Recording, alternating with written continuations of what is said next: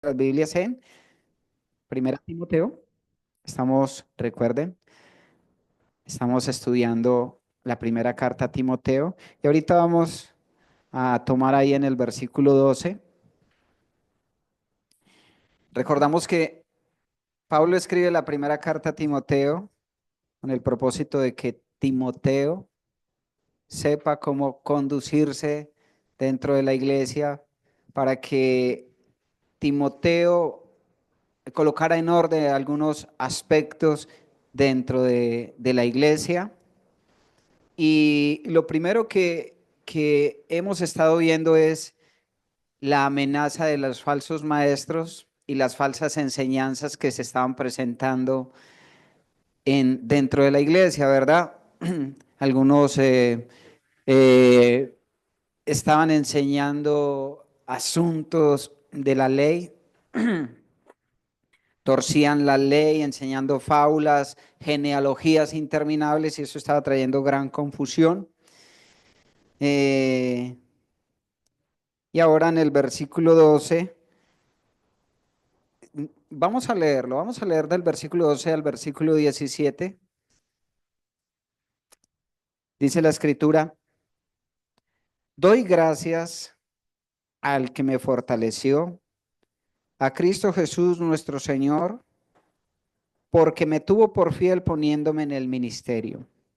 Habiendo yo sido antes blasfemo, perseguidor e injuriador, mas fui recibido a misericordia, porque lo hice por ignorancia e incredulidad. Pero la gracia de nuestro Señor fue más abundante con la fe y el amor que es en Cristo Jesús.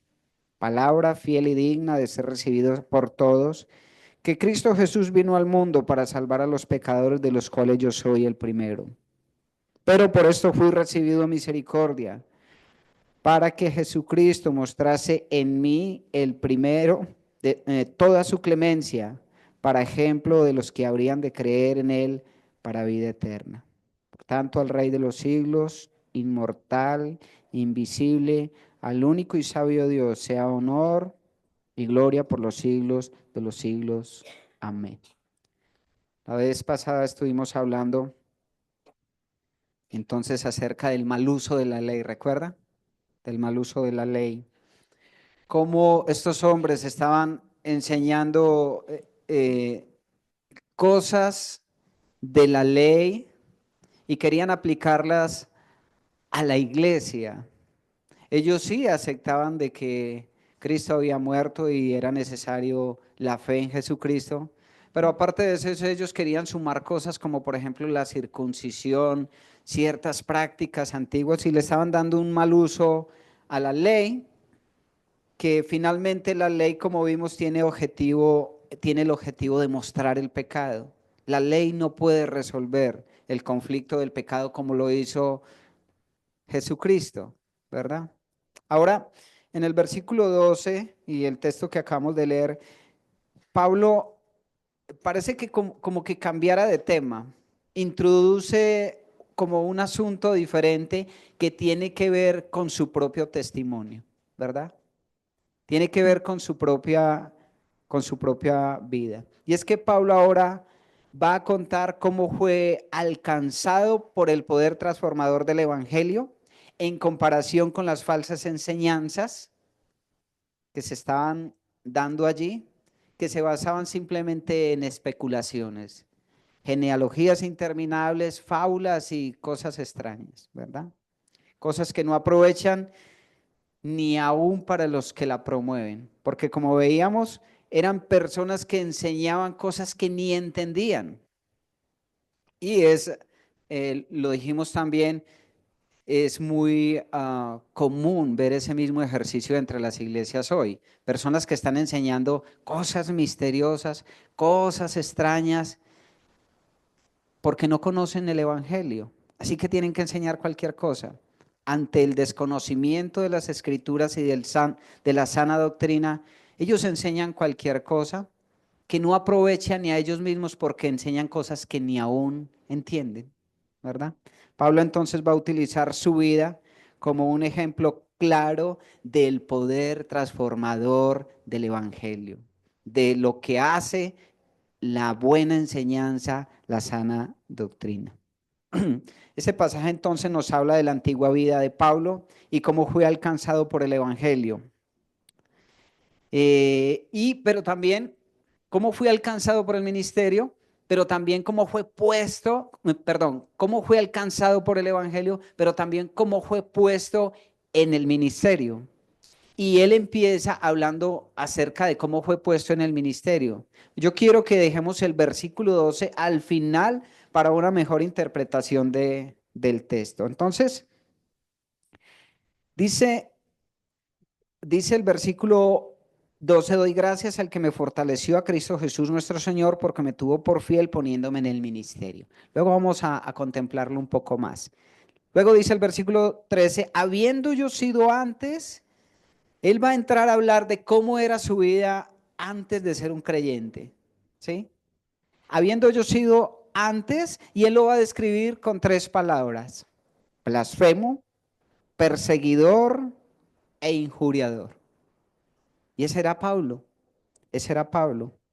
Pablo tiene muy fresca en su mente la vida antes del encuentro con el Señor Jesucristo. Pablo tiene muy claro cómo era su actuar, cómo era su vida antes de ese encuentro con el Señor Jesucristo camino a Damasco, ¿verdad? Pero él no está haciendo memoria de su pasado para entristecerse, para lamentarse, sino que él lo está haciendo de una buena manera. Al recordar ese pasado, él lo que quiere es resaltar la gracia y la misericordia de Dios y del Señor Jesucristo a su favor. Pablo mira hacia atrás para resaltar esa obra maravillosa de Dios en su vida, su amor, que siendo aún Pablo un pecador, un perseguidor de la iglesia, Cristo lo salvó. Y esta es una buena manera para uno recordar el pasado, ¿cierto? Yo creo que es la mejor manera para recordarlo. ¿Para qué? Para engrandecer la obra de Dios, para magnificar la obra de Dios en nuestra vida. Porque muchas veces hay creyentes que suelen, o no sé, de repente como creyente en algún momento solíamos recordar el antiguo pasado para lamentarnos. No, es que como era yo, no, es que, y para recriminarnos, y a veces esa misma situaciones pasadas traen desánimo en nuestra vida porque nos sentimos inmerecedores y abrimos como un espacio para que Satanás trabaje. Y esa no es una buena manera de recordar el pasado. La mejor manera es para recordarlo en comparación con lo que éramos. Éramos terribles, ¿verdad? Porque cada creyente acá tuvo su pasado, tuvo su vida pasada. Pero ahora en Cristo tenemos una nueva historia, una nueva vida, y nos gloriamos en eso. En la mañana cuando venimos y hablamos de cómo fuimos rescatados, wow, y vemos ese milagro tan espectacular, que siendo, ¿quién es el hombre? Decíamos esta mañana, para que tengas de él memoria. O sea, siendo nosotros lo que somos, él tuvo misericordia de nosotros y nos perdonó y nos salvó. Nosotros exaltamos, glorificamos, resaltamos esa obra magnífica de nuestro Dios. Y es lo que Pablo hace. ¿Por qué? Porque en otra ocasión, en Filipenses capítulo 3, Pablo mismo dice que ciertamente olvidando lo que queda atrás, ¿verdad? Pero él ahora está recordando lo que quedó atrás, no para lamentarse, sino para resaltar la obra de Cristo, el poder transformador del Evangelio.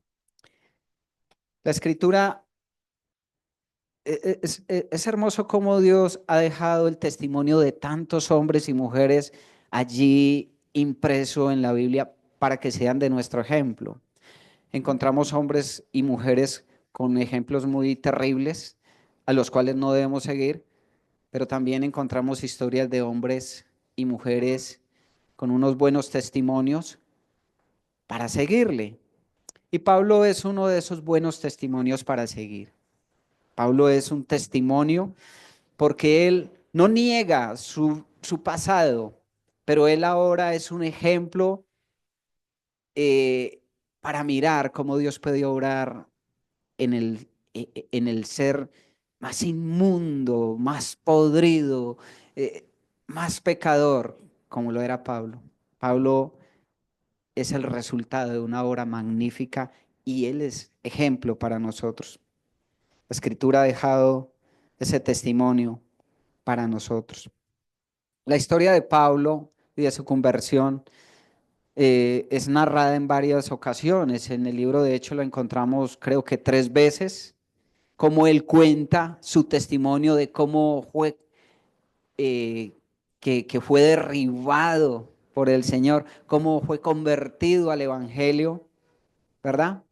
Y eso era de testimonio ante los hombres del pasado y también sigue siendo de testimonio para nosotros, la conversión de Pablo. Y es innegable que Pablo, lo hemos dicho muchas ocasiones, fue y sigue siendo un instrumento muy útil, el cual Dios cogió y limpió para glorificarse en él, para testimonio a nosotros. Entonces él habla acerca de su pasado con 3 palabras: blasfemo, perseguidor e injuriador. Blasfemo. Una persona blasfema, ¿qué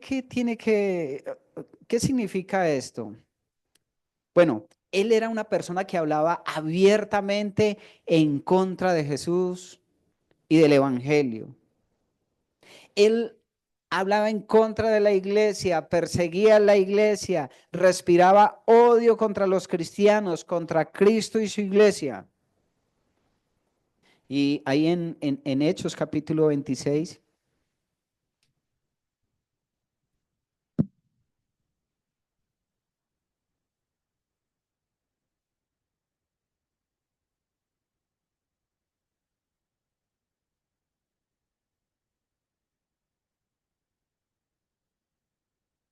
versículo 9, dice: yo ciertamente, está hablando Pablo, había creído mi deber hacer muchas cosas contra el nombre de Jesús de Nazaret. Mire, él en su fe pasada, él creía que blasfemar contra Cristo, contra el Evangelio y perseguir la iglesia era normal. De hecho, era un deber para él, que era un fariseo de fariseos, como dice, ¿verdad? Y él dice: lo cual también hice en Jerusalén, y él habla acerca de todo lo que hizo en contra de la iglesia. Versículo 12: ocupado en esto iba yo a Damasco con poderes y en comisión de los principales sacerdotes, cuando a mediodía, oh rey, yendo por el camino vi una luz del cielo. Y él habla acerca de esa experiencia que tuvo con el Señor Jesucristo. Pero antes, Pablo era una persona que hablaba abiertamente y no de una manera delicada contra el Señor Jesucristo y su evangelio y los creyentes, sino que era un perseguidor acérrimo del Señor Jesucristo. Pero no solamente era un blasfemo, sino que era un perseguidor. Y como él mismo lo dice, dice versículo 10 de Hechos: lo cual también hice en Jerusalén, yo encerré en cárceles a muchos de los santos, habiendo recibido poderes de los principales sacerdotes, y cuando los mataron yo di mi voto. Y muchas veces castigándolos en todas las sinagogas, los forcé a blasfemar, y enfurecido sobremanera contra ellos, los perseguí hasta en las ciudades extranjeras. No era solamente un opositor, sino que él iba hasta las últimas consecuencias al perseguir a los cristianos. Todo lo que tuviera que ver con Cristo era su enemigo. Él mataba, él daba el sí cuando mataban a los cristianos, él los llevaba a las cárceles, él mismo lo declara que los forzaba a blasfemar contra el Señor Jesucristo. O sea, en otras palabras, él era un bravucón. Él era un bravucón, era un hombre peligroso, ¿verdad? Él aprobó la muerte del primer mártir, de Esteban. Él dijo sí. Cuando se enteró que la iglesia en Jerusalén estaba hablando de Cristo, él se llenó de ira y fue a perseguirlos, ¿verdad? No solamente a los cristianos en Jerusalén, sino que ahora iba camino a Damasco, en cualquier lugar, en otros lugares. Pablo era entonces un blasfemo, un perseguidor, pero también dice que era un injuriador. Mire la vida pasada del apóstol Pablo. Y esa palabra injuriador nos habla de una persona conducida por la violencia, ¿sí? Por el odio. Él maltrataba a los cristianos. Él se gozaba, él se deleitaba en provocar y en verlos padecer, ¿verdad? Lo acabamos de leer. Él se gozaba menospreciando a los cristianos. Era violento, él producía miedo, ¿verdad? Es por esa razón que cuando Pablo llegó a ser cristiano, la gente no podía creer. ¿Pablo cristiano? Eh, Cuando el Señor le dijo, este hombre para que fuera y orara por él, dijo, Señor, ¿en serio? No. Era un hombre peligroso. Y estos pecados de su vida eran pecados religiosos, porque sabemos que Pablo era un hombre que creía en Dios, era un hombre que conocía las escrituras, ¿verdad? Era un hombre celoso de su religión fariseica, pero no conocía a Cristo. Y él hacía esto porque él creía, dice, que era su responsabilidad, era su deber hacer ese tipo de cosas, perseguir a Cristo, perseguir el Evangelio, ¿verdad? Y saben, la raíz de todos los pecados es la ignorancia, es la ignorancia. Y en este caso, Pablo estaba pecando contra el Señor Jesucristo a causa de ignorar a Cristo. Él no conocía el Evangelio, no conocía a Cristo. Ahora, esto es muy interesante porque nosotros fácilmente, la mayoría de acá creo que nacimos católicos, ¿verdad? Y teníamos nuestra devoción. En mi casa, en el hogar de mis papás, nosotros fuimos enseñados a rezar en la mañana, a hacer rosario en la noche. O sea, nosotros éramos católicos de los bravos, practicantes. Venimos de familia de sacerdotes, monjas. A mi papá le decían el cura, porque era el que hacía todas las novenas. Yo creo que ya les he contado esto. Teníamos un altar inmenso de santo y todo eso, teníamos una devoción, teníamos una fe, teníamos una creencia, creíamos en Dios, en un Dios trino y todo eso, pero no conocíamos el Evangelio, no conocíamos la sana doctrina, no conocíamos, nunca nos habíamos encontrado con el Cristo que salva. La pregunta era, ¿dónde hubiese ido yo en esa situación? Muy religioso, muy juicioso en ir a la iglesia y en todo esto, pero ¿qué hubiera pasado si yo hubiera muerto en esos días? Yo me hubiera ido al infierno. Es por eso que a la edad de los 12 años, dentro del catolicismo, en medio de una iglesia, yo fui confrontado por el Señor acerca de esa situación y yo llegué a ser creyente. Yo después de los años, yo creo que yo recibí a Cristo dentro del catolicismo. Él hizo un milagro en mi vida y poco tiempo después, dentro del cristianismo, yo fui confirmado con el Evangelio. Pero creo que mi primer encuentro con el Señor Jesucristo fue dentro del catolicismo. La cuestión es que fácilmente las personas se pueden ir al infierno aun siendo personas muy devotas, siendo muy religiosas, y eso era lo que pasaba con la vida de Pablo. Las personas no solamente se pierden en las cantinas, las personas no solamente se pierden en las drogas, las personas también se pueden perder dentro de una religión, dentro de una iglesia.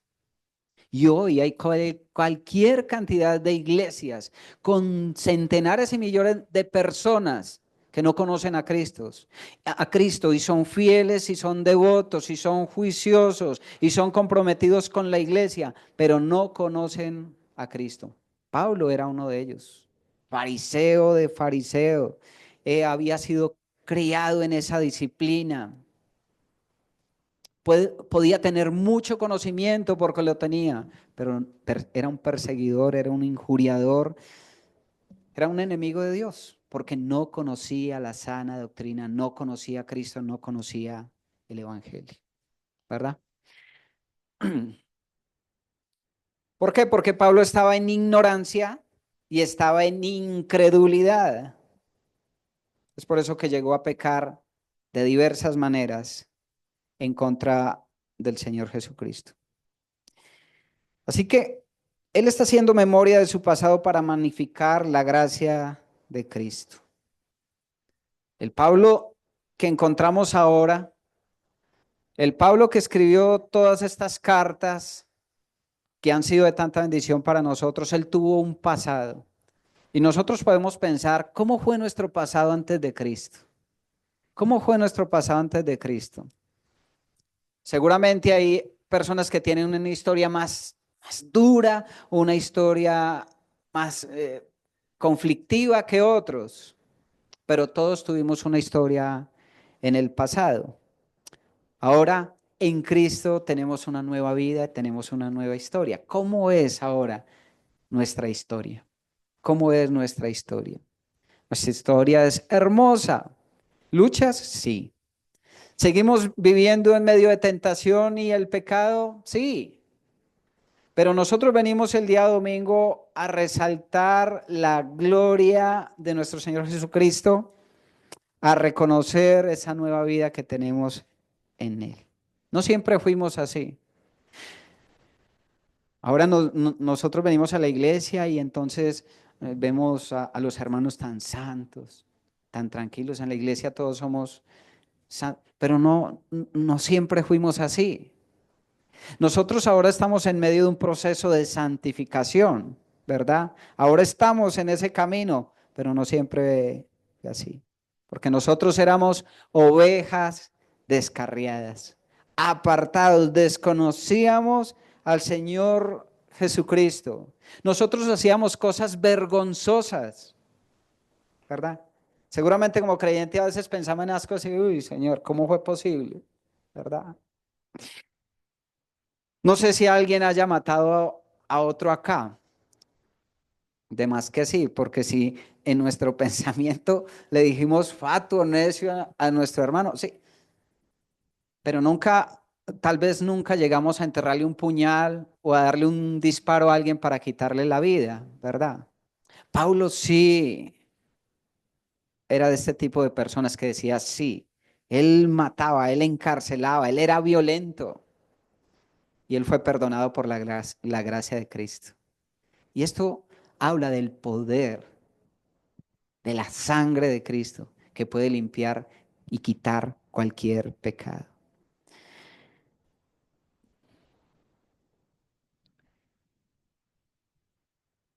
Bien, entonces dice, habiendo yo sido antes blasfemo, perseguidor e injuriador, mas fui recibido a misericordia, porque lo hice por ignorancia e incredulidad.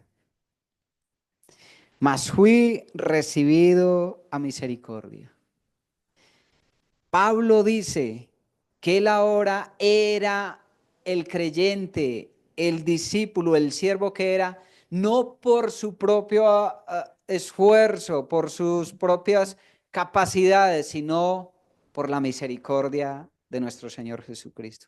Es lo mismo que nosotros podemos decir hoy, es lo que nosotros predicamos. Nosotros somos el resultado de su gracia, de su gran misericordia, ¿verdad? Él fue recibido a misericordia. Él fue, o sea, cuando Cristo, cuando Dios nos vio en esta situación de pecado, como cuando vio a Pablo en sus muchos pecados, muerto en sus delitos y pecados, que su final iba a ser el infierno, el castigo eterno, su corazón fue movido a misericordia por nosotros, ¿verdad? Y entonces nos salvó. Y fue Pablo objeto de su misericordia, de su compasión, al igual que cada uno de nosotros. A pesar de ser tan pecadores, Dios vio la miseria en cada uno de nosotros y envió a su Hijo Jesucristo para que nos rescatara, como hemos recordado esta mañana.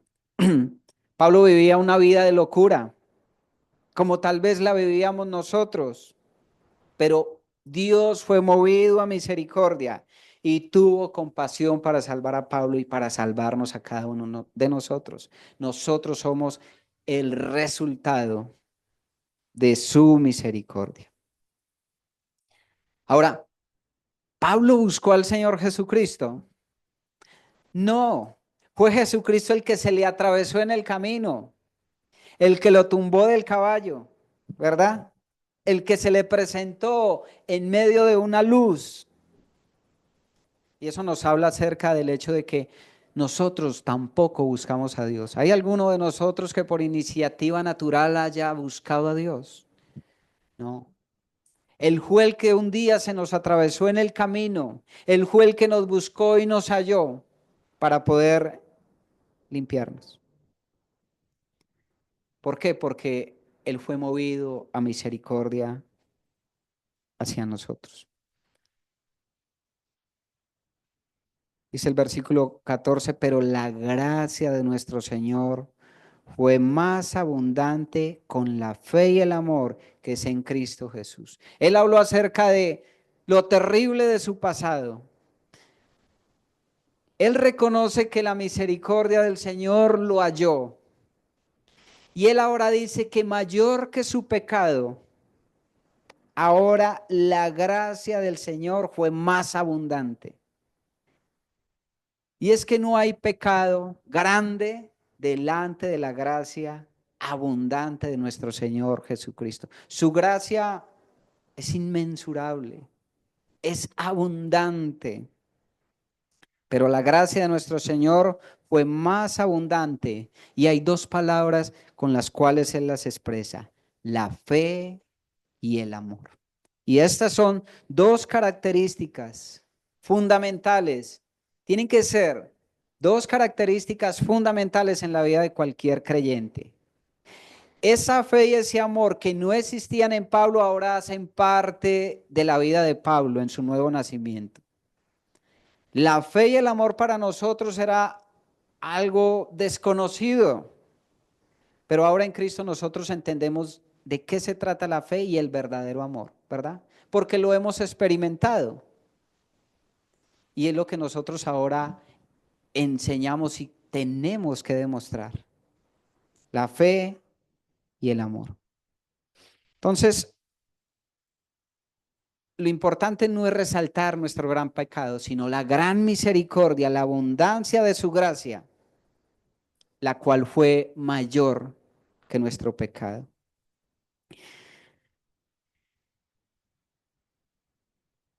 Dice, pero la gracia de nuestro Señor fue más abundante con la fe y el amor que es en Cristo Jesús. Cuando a Pablo, Cristo se le aparece en el camino a Damasco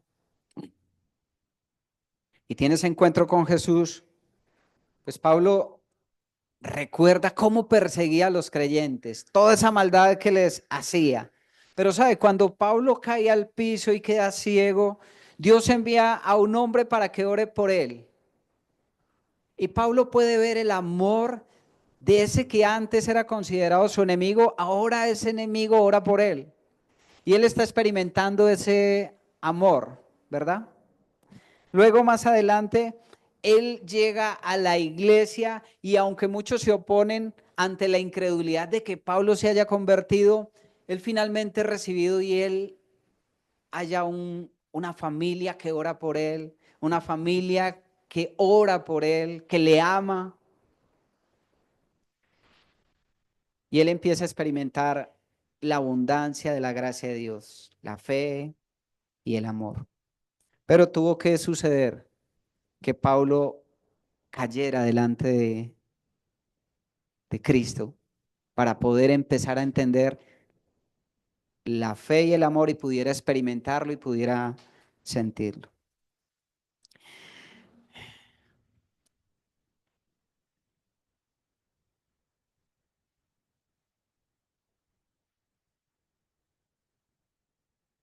Bueno,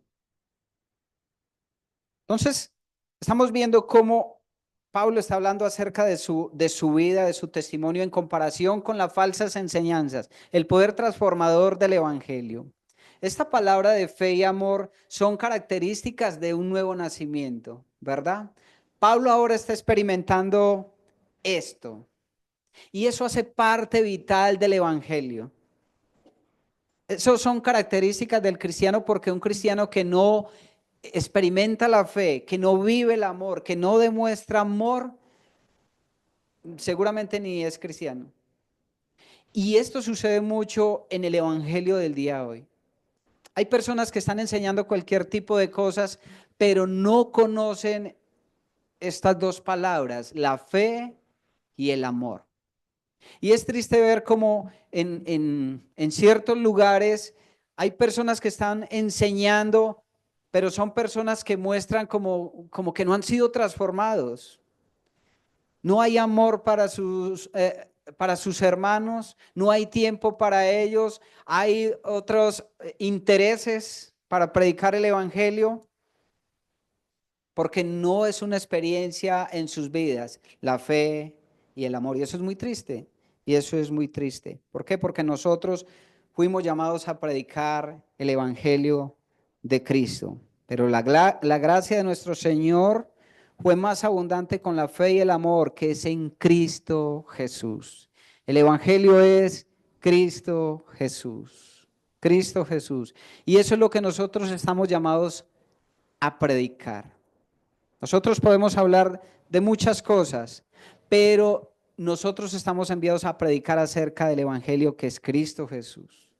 Y consiste en el hecho de que Dios se hizo carne, que Él vivió dentro de los hombres, que Él hizo milagros y señales, sí, pero que Él murió, que Él resucitó, que Él ascendió a los cielos y que Él pronto volverá. Eso es el evangelio que debemos predicar. Así que no podemos perder el tiempo hablando de otro tipo de evangelios, otro tipo de cosas, que es lo que suele suceder en muchas iglesias enseñando falsos evangelios, otros evangelios, otro tipo de cosas que no transforman, cosas que ni la misma ley podía transformar. Versículo 15 dice, palabra fiel y digna de ser recibida por todos. Palabra fiel y digna de ser recibida por todos. Palabra fiel porque es aprobada, es palabra confiable, es palabra digna, que da crédito, que honra, digna de ser escuchada, digna de ser creída. ¿Qué palabra? Que Cristo Jesús vino al mundo para salvar a los pecadores, de los cuales yo soy el primero, decía Pablo. Si Pablo era el primero, ¿dónde estaría yo? Tal vez yo esté de segundo, tal vez usted de tercero, no sé. Pero este es el evangelio digno de ser predicado, digno de ser enseñado, digno de ser creído. Palabra fiel y digna. Es interesante porque hay palabras que no son dignas de ser recibidas. Hay palabras que no son dignas de ser escuchadas. Hay ocasiones donde yo me pongo a buscar nuevos predicadores, porque bueno, quiero cambiar de predicador. Yo suelo estar en el almacén escuchando siempre un predicador y me llama la atención algún título, algún tema y pongo, y a los 2 minutos está que me duele la cabeza, unos hombres gritando, unos hombres hablando de una cantidad de cosas que yo digo, ¿de qué se trata? ¿De que este man es que ¿a quién estoy escuchando yo? Y me duele la cabeza. Muchas veces paso por iglesias, camino a casa, donde hay hombres que están que se rasgan la voz hablando de cualquier cantidad de cosas extraordinarias y Cristo por ningún lado. Y hay personas que van a las iglesias tratando, necesitando escuchar a Cristo, el evangelio de salvación, y lo único que reciben es basura, basura. Los púlpitos están llenos de personas sin escrúpulos enseñando cualquier tipo de cosas. Y lo que la humanidad necesita escuchar es el Evangelio de Cristo. Que Cristo vino al mundo para salvar a los pecadores. Eso es vital. Lejos está de que la necesidad del hombre sea escuchar de que Dios te va a sanar, que Dios te va a prosperar. Dios podía hacerlo, de que Dios va a arreglar la relación familiar, que va a hacer que tu esposa, tu esposo regrese, que tus negocios crezcan. Dios puede hacerlo, pero el interés de Dios primario es que tú seas salvo, que tus pecados sean perdonados, y eso es lo que la gente necesita escuchar. Y eso es el evangelio que no se está predicando hoy. Y eso es triste. Eso es muy triste. Jesús vino al mundo. Ese es el evangelio. El evangelio es un mensaje centrado en Jesucristo. El mensaje del evangelio es cristocéntrico. Es Jesucristo, ¿verdad? El evangelio no está basado en María, no está basado en los ángeles, no está basado en los hombres, en el profeta tal, en el reverendo tal, en el pastor tal. No, el evangelio está basado en Jesucristo. Jesucristo, que es el único que puede salvar, ¿verdad? Los ángeles lo declararon, ¿sí? Cristo es el Salvador del mundo.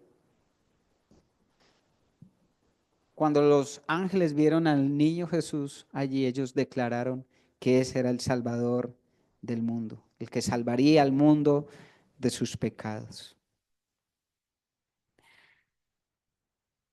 Es el único que tiene el poder para salvar, que tuvo el poder para salvar a Pablo, que tuvo el poder para salvarme a ti, a mí, y es el único que tiene el poder para salvar a cualquier persona. Es por eso que la iglesia no necesita entretenimiento. Miren, es triste saber que aún en nuestras iglesias hay personas que dicen, ay, yo no he vuelto porque no me gusta la alabanza, no me gusta. No, es que no me gusta cómo predica el hermano Ramón, yo qué sé. No, mentira, el hermano Ramón predica muy. Hay personas que no le puede gustar cómo predica el hermano Robeiro. Es que no me gusta porque los hermanos no me saludaron. Yo prefiero una iglesia donde hay música y hay esos jóvenes que tocan batería y todo eso, y donde se reúne el grupo de jóvenes y hacen todo, porque no me gusta. Es triste, es triste. Porque muchas iglesias se están basando su programa en ese tipo de eventos, en eventos motivadores, en show, en cosas que la iglesia no necesita.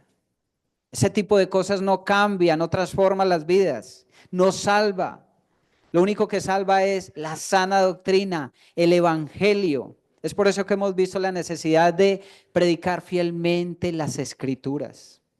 Fielmente las escrituras, porque lo único que puede salvar a pecadores tan terribles como lo era Pablo y como lo éramos nosotros. Nosotros solamente necesitamos predicar fielmente el evangelio. Palabra fiel y digna de ser recibidos por todos, que Cristo Jesús vino al mundo para salvar a los pecadores, de los cuales yo soy el primero. Versículo 16. Pero por esto fui recibido a misericordia, para que Jesucristo mostrase en mí el primero toda su clemencia, para ejemplo de los que habían de creer en él para vida eterna. Pablo está diciendo que fue necesario que Cristo lo salvara y él ahora pudiera testificar de esto para ser ejemplo. Para ser ejemplo. Él no niega lo que fue, pero él tampoco niega lo que Cristo ha hecho, y él es de ejemplo. Por eso Pablo llegó a ser el gran predicador, el gran maestro, el instrumento que Dios escogió, que lo sacó del fondo de la basura, lo limpió, lo purificó y lo puso a su servicio, ¿verdad? Y hoy seguimos hablando de Pablo como nuestro gran ejemplo, para que ejemplo de los que habían de creer en él para vida eterna. Así que Dios, miren la gracia transformadora de Dios, del Evangelio de Cristo. Un poder que pudo rescatar a un religioso como Pablo.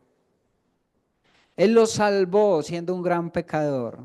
La bondad tan inmensa de Dios, el poder de la sangre de Cristo, le pudo limpiar de todos sus pecados. Y nos regresamos al versículo 12 y dice, doy gracias al que me fortaleció, a Cristo Jesús nuestro Señor, porque me tuvo por fiel poniéndome en el ministerio. Y esto es hermoso, porque suficiente hubiese sido con que Dios nos hubiera salvado, con que nos hubiera perdonado nuestros pecados. Pero sabe, la obra de Cristo, la salvación de nuestro Dios, no solamente se quedó allí. Dios quiere algo más con el creyente. Él llevó a Pablo ahora a colocarlo en el ministerio, a involucrarlo en su obra. Y dice, doy gracias al que me fortaleció. ¿Necesitamos nosotros ser fortalecidos para caminar con Cristo? Sí. Pablo lo necesitó y lo encontró. Era el Señor Jesucristo, ¿verdad? ¿Cuántas veces la vida de Pablo, cuando uno ve la historia la historia de la vida de Pablo, uno ve que no fue una vida fácil? Porque él llegó a los pies del Señor Jesucristo y a partir de ahí no encontró un camino de rosas, sino un camino de espinas. Primero, los cristianos no le querían recibir porque le tenían miedo. Ya eso era difícil para Pablo, ¿verdad? Finalmente, cuando lo aceptan, le dice que se tiene que ir porque lo van a matar y lo descuelgan por un muro entre un canasto. Pablo luego pasa tiempo solo, se va lejos, pasa tiempo solo y luego conocemos cómo fue su vida, cómo él sufrió persecución, cómo él fue azotado, cómo él fue encarcelado, náufrago. Él cuenta su testimonio y no fue una vida fácil. Y en medio de esa nueva vida él tuvo la necesidad de que alguien lo fortaleciera en muchas ocasiones. Al igual que nosotros cuando llegamos a los pies de Cristo, a veces sentimos que lo primero sería que la embarré. ¿Por qué ahora es tan difícil? ¿Por qué hay tanto problema? ¿Por qué ahora lucho con esto y aquello? ¿Por qué parece que la vida ahora se volvió más trágica para mí? Y empezamos esa vida y a medida que pasan los años seguimos viendo la persecución, en algunos lugares más que en otros, en algunas personas más que en otros, la tentación, todo eso, y constantemente nos enfrentamos al desánimo y necesitamos a alguien que nos fortalezca. Y él encontró que el que lo fortalecía era su Cristo. ¿Cuál es nuestra fortaleza como creyentes? Nuestro Cristo, la gracia que es en Cristo Jesús. Es por eso que cuando nosotros estamos desanimados, Él está ahí siempre para motivarnos. Cuando estamos en medio de la tentación, Él pelea por nosotros y nos motiva. Cuando no queremos ir a la iglesia, cuando no queremos orar, Él está ahí para fortalecernos aún en nuestras debilidades. A Cristo Jesús, nuestro Señor. Y luego dice, porque me tuvo por fiel. Al igual que Pablo, nosotros no éramos dignos de estar en su presencia, de ser parte de su familia. Pero por alguna razón Él ahora nos ve como personas fieles. Nosotros que antes éramos infieles, apartados de Él. Y todavía a veces somos infieles, sin embargo Él en Cristo ahora nos ve como personas dignas y fieles. Y Pablo lo dice, que lo tuvo por fiel y lo puso en el ministerio, ¿sí? Poniéndole en el ministerio. ¿Saben? Cada uno de nosotros que ha recibido a Cristo como su Señor y su Salvador, no importa si usted lleva 8 días, 2 meses, 1 año, 2 años, 5 años, 30 años, Dios ahora le ve como una persona fiel y digna para colocar responsabilidad sobre usted. Dios no solamente quiere que usted sea un salvo, un creyente que que hace parte de su cuerpo, sino que Él quiere involucrarlo en el ministerio. Él quiere ocuparlo. Él quiere hacerlo parte de su trabajo. Y esto es importante, porque ¿cuántos de los creyentes acá aún no están involucrados en algo, en un ministerio? Todavía no se animan a hacer algo dentro de la obra del Señor. Mire, la obra de salvación va un poco más allá que el venir simplemente a disfrutar del hecho de ser salvos. Él quiere hacernos instrumentos útiles, elementos que le sirvamos, que le honremos, ¿verdad? Y ahora tenemos la capacidad, porque Él ahora nos ve en Cristo como personas dignas y fieles, ¿verdad? Y Él está dispuesto a fortalecernos, a capacitarnos y ayudarnos. Así que no podemos conformarnos, no podemos estar conformes con el hecho de simplemente ser salvos. Mire, esto es un problema grande dentro de las iglesias. La mayoría de cristianos simplemente están sentados viendo cómo el, el pequeño grupo de siempre hace todo. Los toderos de la iglesia.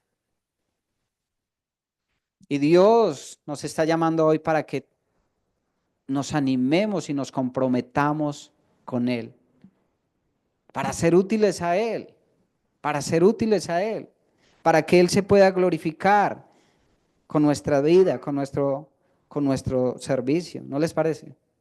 Así que es una motivación, no es un regaño, es una motivación de parte del Señor. Si usted de repente ha dejado el ministerio, hey, retome lo que estaba haciendo. Si de repente nunca se ha animado, pues empiece a hablar con el hermano Ramón y diga, mira, yo quiero servir, no sé en qué, pero estoy dispuesto, enséñeme, Señor, úsame. E involúcrese porque Dios quiere involucrarlo en sus asuntos.